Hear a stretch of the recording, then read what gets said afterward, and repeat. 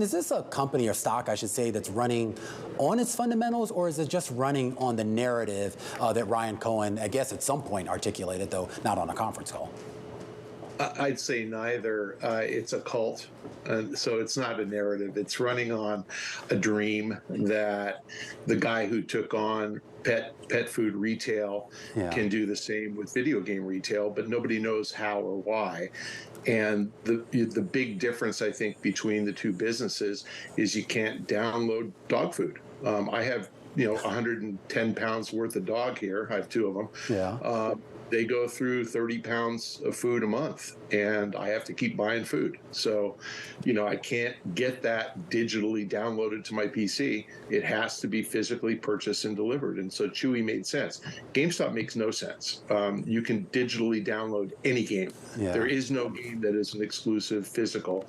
You can't download a console, so they did a little bit better than we expected on console sales.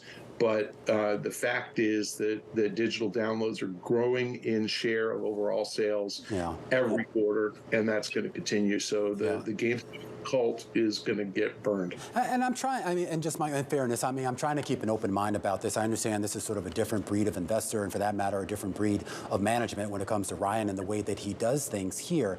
But as you sort of analyze this company here, is there any path for it to be something more than what it is right now, even if he hasn't been articulated by Ryan Cohen? But is there anything in your mind that you see?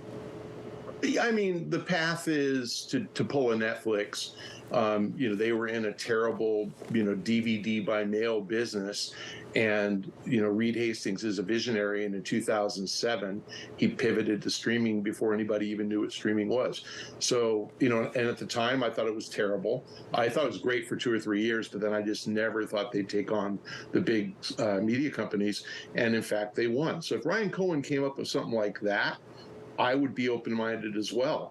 His strategy, which he never revealed, was be like Amazon. And I say that because he hired 3 Amazon people to be in his top 3 C-level positions, and then he proceeded to fire 2 of them, and 1 quit after 7 months. So they now have 0 Amazon people. And the reason he never revealed his November 2020 strategy is that he's embarrassed because they're not executing on it. There is no strategy.